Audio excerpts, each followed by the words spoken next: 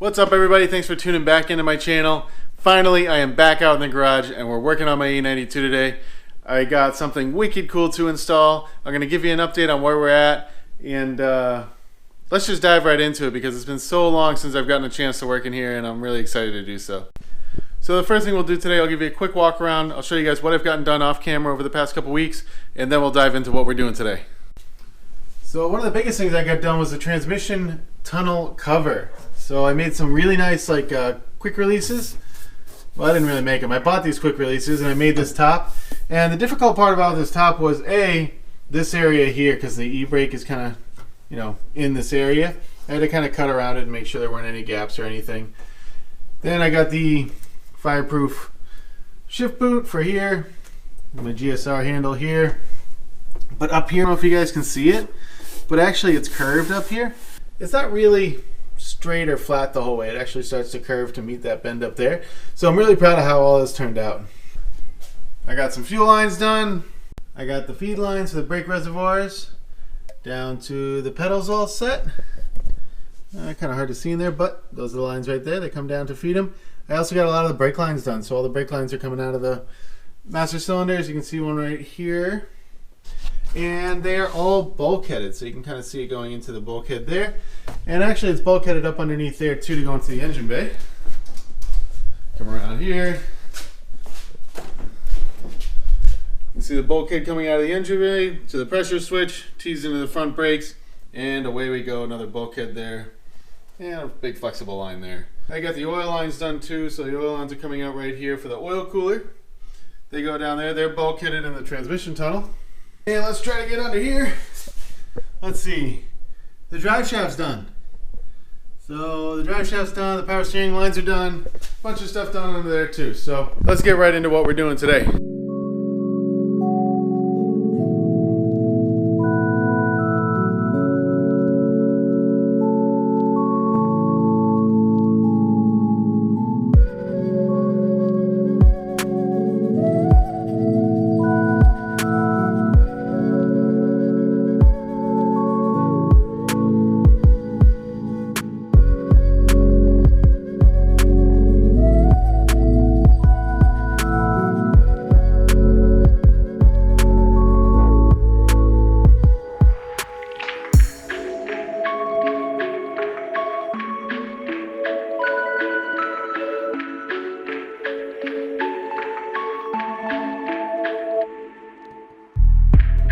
Super excited I got a AEM display for my drift car, and not only did I get a display, I got the big Mamma Jamma GPS enabled data logging display. Here she is. Actually, if you look really close, this is actually forged carbon on the outside of this. There's some type of weird carbon weave, but it is actually carbon. The whole thing's waterproof, which I really like. And you got this shift light, a couple buttons, and the buttons, I don't know what it is, the buttons have a super satisfying feel, like a very satisfying click. Anyway, so let's go and get this mounted up here. So you guys know I have this Woodward steering column and I'm really proud of this thing. I really like it, but I got to find a way to mount the display here somehow. So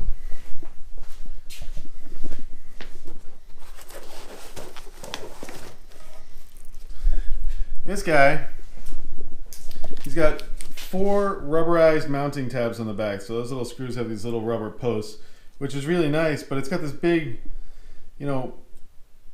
plug on the back, and it's got other plugs. There's one for the GPS over here, USB here, and the plug on the back. So we gotta make a mount for this to sit on this, and the only bolt I have to use is this. So let's see what we can do here. This is what I came up with for the mount. So I cut this first plate out here over at Night Owl. Night Owl cut it out for me on their plasma table. And then I actually made these tabs by hand, and Night Owl welded them to the plate that I made. So actually this was pretty easy to make. And not only that, I found this piece of aluminum in the drops pile at my local metal supplier. So this costs all of like 15 bucks. Don't think I have a 1/4 inch left of the thread, so I have to get another bigger bolt. Got a longer bolt. It's literally like a 1/4 inch longer, maybe, I don't know, maybe a little bit longer than that, but 1/4 inch bolt. We'll place this to that.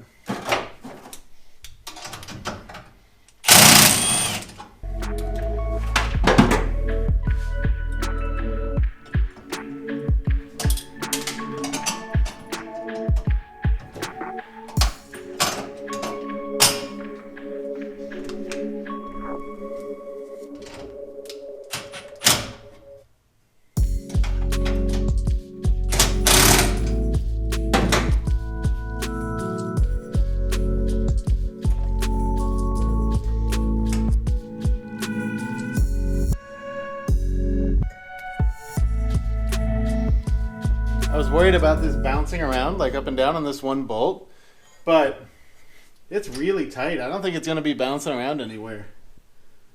That's really tight. You shake the whole car with it. So I think I'm just going to, you know, mount it up and use that one bolt. Just make sure it's really tight. I got it mounted up there. Actually, you might be able to see a little light underneath it. Let's see. There is a bit of a space underneath there. It takes a good amount of weight for me to push it down into there, so I think I'm going to leave it like this. The bracket's sitting there.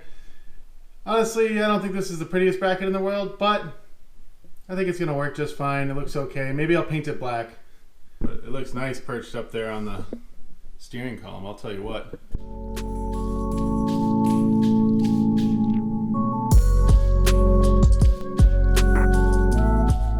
Check out where this screen is. I mean, that is like perfect. That looks like perfect viewing angle. I mean, it's right in front of my face. Like right in front of my face. I can see everything, nothing's blocked. I could even raise it up a little since it's only really on one bolt there. I just gotta make sure that bolt doesn't loosen up. You know, plenty of clearance between the steering wheel and it. It's actually quite far back there. That looks really, really nice. I'm going to keep this plastic on for a little while since I'm still building stuff and fabricating, so I don't want the screen to get scratched. So there's just a couple things we got to wire up on the back of this thing. This is driven by CAN bus, so my car is not CAN bus, so that's why I have the CAN bus to serial adapter. You basically plug all of your sensors into that adapter and then run the CAN bus line up to the display. I also have GPS, so there's a GPS antenna that comes with it, and we have a USB on the back so that we can like load the pages and change settings and things on the computer, so we'll get into that a little later. I figured now is the perfect time to utilize my quick release dashboard.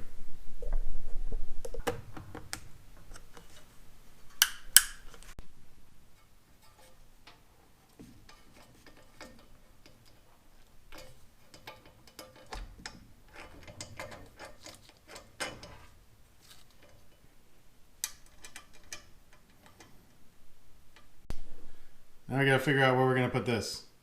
This is pretty cool. You just take this plug here that they give you, and they give you a bunch of extra wires and pins.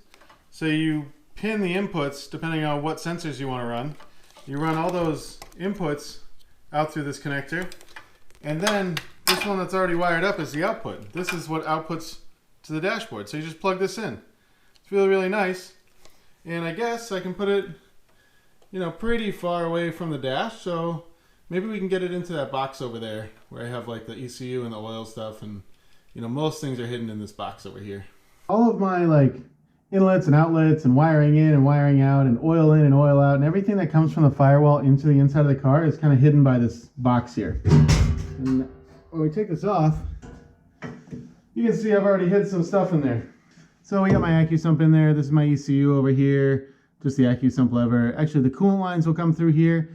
And the biggest point about showing you this is that up in there, there's going to be one of those mil-spec like 80 pin connectors. And my intention is that all of the wiring from the engine bay will go into that connector and drop down into this box. That's why the ECU is here, and that's why I'd really like to put this there. We just got to find a good spot that won't be in the way of anything, and that it's pretty unlikely it'll get soaked by oil if my AccuSump explodes. So maybe, I mean, that's probably not a good spot because if this leaks, it leaks straight onto it. So maybe not there. Maybe here would be best. Yeah, if the wires are long enough, this might be the best spot right here. My ECU is taking up a lot of the room here.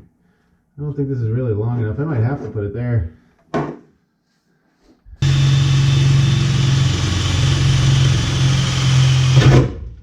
Got a couple grommets here.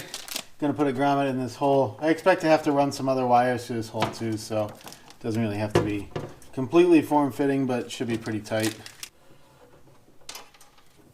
There you go, looks pretty good. Okay, so got the CAN bus mounted here. I put a couple cushion clamps in. So this one's ridiculously big because the ECU wiring will also be going through here. Then got one up here. Also, ECU wiring will be going through here. But then the ECU wiring is going to go to a motorsport spec connector probably over there somewhere.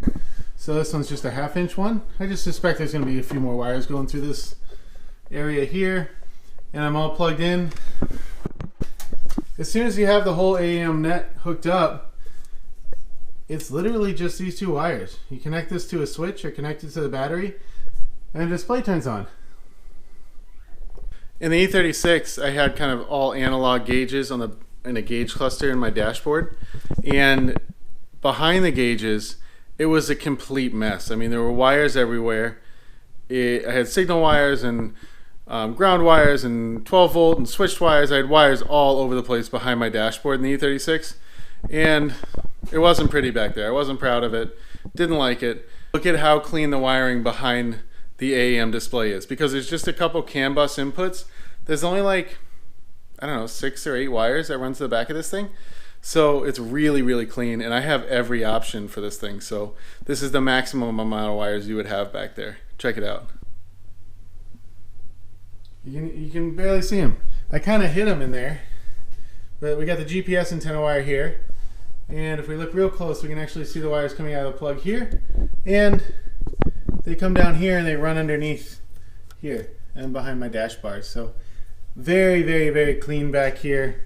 You can hardly notice it. I mean, everything's exposed. I don't actually have most of a dashboard, right? I have nowhere to mount anything. Everything's exposed, and I'm pretty proud and happy with what it looks like, especially from the side, from the front. From the front, it looks like it's just floating. It's really, really cool. My electrical system's not done at all. In fact, this is the first thing I've done in the electrical system. And I did end up making a switch panel. Looks like it's from a Group B rally car from the 80s, but it is kind of a center console mounted switch panel, and I intend to run all the power to this and then out to that. So this guy will be on the ignition switch, so it turns on when I start.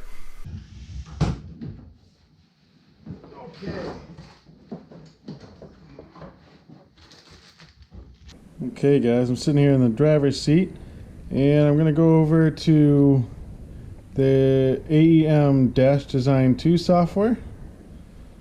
Really easy, just download it off their website.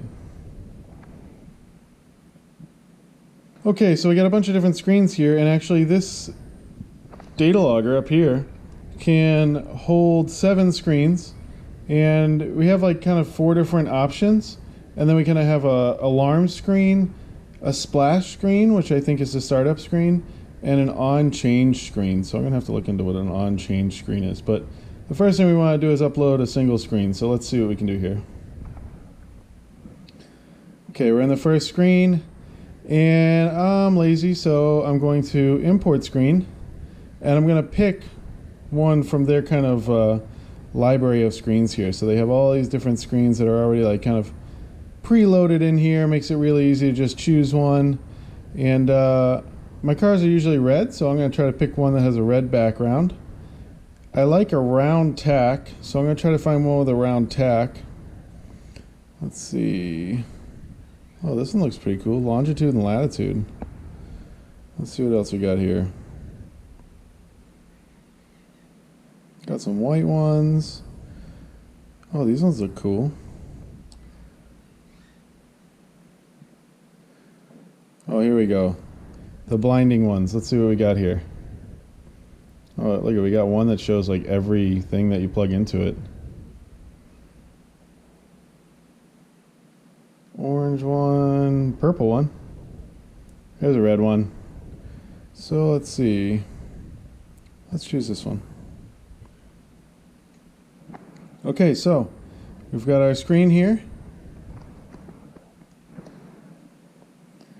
And now I need to figure out how to upload it. To change things, you just click on them. So like I can change this, I can move it. You know, I can put it somewhere else. I think this is mile per hour here. Let's see if we go over here. That doesn't really say. Let's see, we can, oh, this is gear. So I don't have selectable gears, so I'm gonna get rid of that. I just deleted it. Let's see, we got our little GPS signal if GPS is on. So we have a GPS data logger, so that signal would be on. Okay, I can do lap times, I can do stuff like that. Oil pressure, air fuel ratio, water temp, boost. So the only thing I'm missing from this is a oil temperature gauge. And actually, if you wanted to, you could like add it in. So you can pick these different bar graphs, and I can create a numerical value. So I could put oil temperature in here somewhere just by dragging it over here. Well, I'm gonna have to mess with this on my own because I don't know much about it, honestly.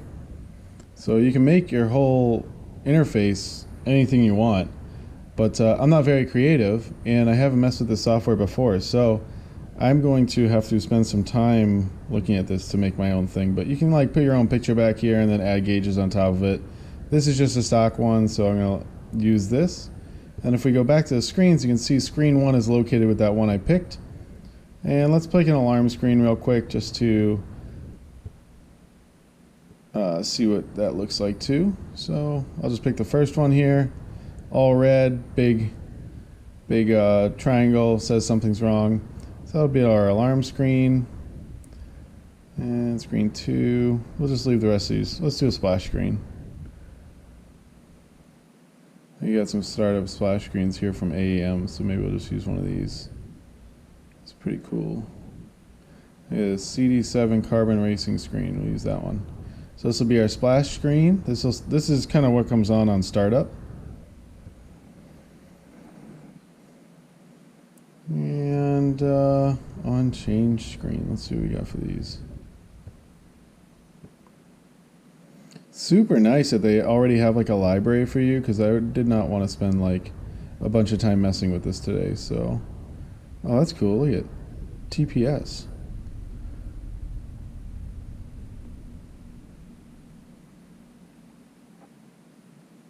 What cool screens.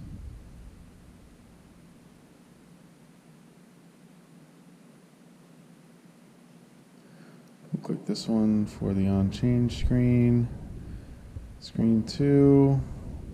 Screen 2 will do like all the vitals. Oops. There was one that was like all vitals, so you know we can switch to screen 2 to just check on everything all at once and just see data. So maybe we'll pick something like that. But let's try to pick a red one, if there's a red one. Seems that these screens have all sorts of different like themes, which is kind of neat. There's like a reptile theme, or you know, kind of a more normal theme. Look at, I can put a compass. Maybe that'll be screen 4. I'll put a compass. I don't know what use that has on the track, but kind of interesting. Maybe for like a super high-tech car, they want to know when they're going to be driving into the sunlight. I'm not sure. So this just has like all the pressures or all the values for your inputs. So if you have a coolant temperature, map PSI, fuel PSI, oil PSI. So I can say I want to put oil pressure in this. I can choose one of these. Like I probably won't monitor fuel pressure electronically. So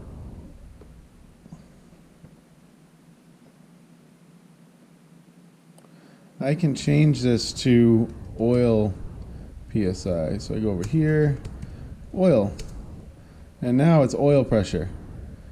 And these inputs are kind of dictated by the CAN bus module that we put over there. So each pin on the CAN bus module is for like temperature sensing or pressure sensing. They all have like a certain number of inputs for a certain type of input. So if it's pressure or temperature or something else, make sure you use the right pin. But we'll do that for the next screen so we get all the data. And I'm just kind of running through this, guys. This isn't going to stay this way. And maybe I want to change it up one day and look at a different screen. So I'll put that one for screen 3. Has some, I think it has more values on it than this one actually. But you can customize these and make all the values different. Your splash screen could be a picture of your car. Maybe that's what I'll do when this car's finished. And I'll do one more. I'm kind of just picking these at random. And just to prove to you guys that those 2 wires are really all you need to turn this thing on, just hook it up to switch power. Let me show you, because I got the battery out of my closet there, and I'll just touch the wires to the battery and we'll make sure that it turns on. I haven't uploaded anything to it yet, but so far this has been such a breeze. Everything just plugs in. Alright, let's see if this thing turns on. Just these 2 wires here. Here's a battery right here, let's see. There we go. It's on. I haven't uploaded anything to it though, so it's just a blank screen, no startup or anything. So just on. But it works. So guys, thanks for watching.